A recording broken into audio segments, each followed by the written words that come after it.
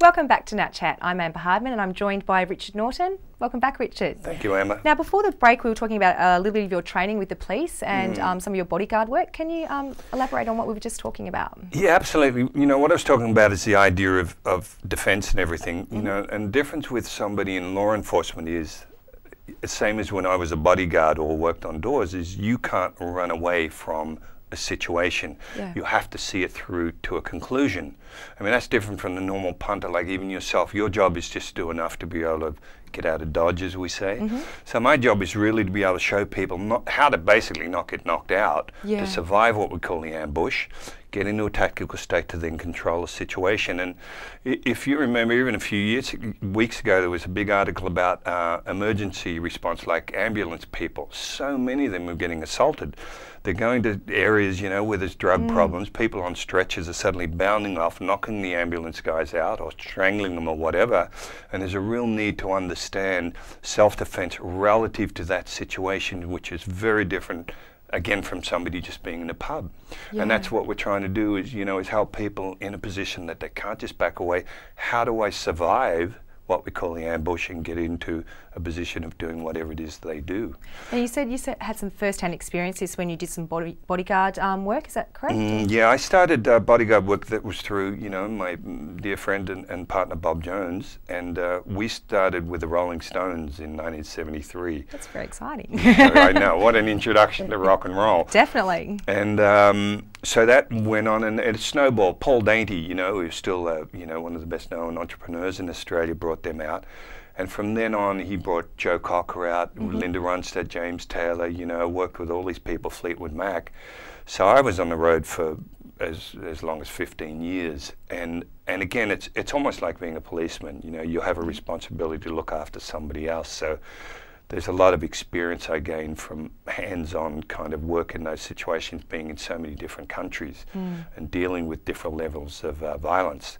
Look, aside from all that, you know, I always say to people, to have been on the road with rock and roll bands like that during the 70s and 80s, it doesn't get better than that. I mean, it was an extravagant time. It was just an incredible fun time. And working with people like ABBA, you know, you tell guys, well, one of my jobs was getting them up, you know, getting the girls out on the beach and giving them a workout each day. I used to try and keep them fit. You know, you got Anna and Frida out in little bikinis, and they're going, it must have been very difficult for you, somebody had to do it, you know, it was left on me. But it was great, you know, and again, working with Linda Ronstadt, she was the one that was adamant I come and work with her in the US. I had no aspirations to get into the movie business. I went over still just working with James Taylor, who I worked with for, well, Linda and James I was with for 14 years, which is a long time. David Bowie, 6 years.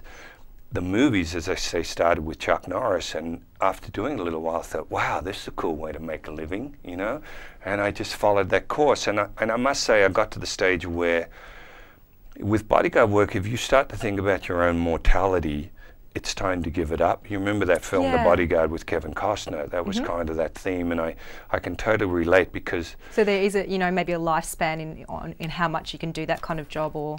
You could probably keep going, but it becomes a law of averages. You know, I had a couple of people shot and killed, friends shot and killed doing that work over in the US, because there's so many guns and everything and violence. And I thought, well, I've lasted this long, you know, and I haven't been knifed or stabbed yet. It's obviously on the cards because of what you do, and it's not as though it seems to be that prevalent. It's a 1 in a million chance. But you're the frontline person. If that 1 in a million time comes up, regardless of the fun you're having, you have to be there. You have to literally take the bullet. And I started to think about how lucky I was, and I thought, you know what, this is probably a good time, get into the movies and leave that sort of work behind. And I think that was absolutely the right decision to make. You know. Sounds like it. Yeah, it was good. Do you think that you've seen any similarities in, you know, being a martial artist and the disciplines you have to do that, and taking on an acting role? Oh, absolutely. Do you think it's helped you having that discipline to tackle your acting roles? Yeah, well, you know, it's about martial arts, and basically any challenge in life is about confronting your fears, because I believe everybody is fearful of having an opportunity and failing. You know, the egos and your friends, everybody else, you know, what if I look like a complete idiot doing whatever? So you get offered an acting role, especially if it's not something that you feel you're born to do, meaning I didn't aspire to be an actor. Suddenly you're there. I remember in Octagon, the first line I had was to say, sit down. So in your head you say it and you sound fantastic, you're going to win an Academy Award. And then you get on set and you've got all these people in camera and the directors, and they say, and suddenly you work out there's 20 ways you can say sit down. And that was when I thought, there's a lot more to this than meets the eye. Which does sound like a very simple thing to say and do. I know, and it's that self-awareness that you go through when you start acting. But so I immediately went to acting school and started to learn about the craft. With martial arts, you have all these basics you learn. You learn what we call kata, or forms, you know, that are all taught to you. Eventually, when you spar, you just react and you just do. Well, acting's the same, I believe. You learn how to be on a set. There's certain mechanical aspects of hitting your mark, the light, the furniture, learning your lines, breaking character down. But when you do it, you're supposed to be just in the moment and just react off the other person. So the similarities with martial arts are there. The fear, as I said, is taking on, like, you know, Under a Red Moon, which I know we'll talk about in a little bit. The fact that that didn't rely on action, see, I'm comfortable with action. Dramatic role where I knew if I end up being terrible and then the whole movie fails and that's the end of it for me, that's fearful.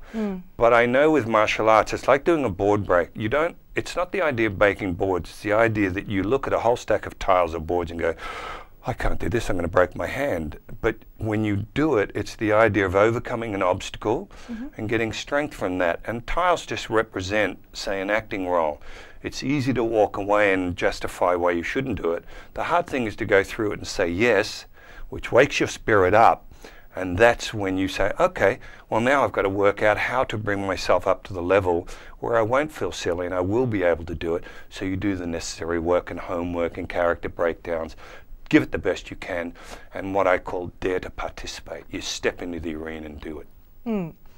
But that is after, you know, you've obviously, you know, gotten yourself to a certain point of preparation to feel confident to be able to perform like that. Is that correct? Or? Absolutely. It's about doing your homework. You know, you have to do your homework. You know, confidence comes, it is a factor of preparation. Yeah. You know, and you know, that's a very important aspect. Okay. Well, we're just going to have to throw to another ad break quickly, Richard. All right, Amber. You're watching NATChat, and we'll be back soon after these messages.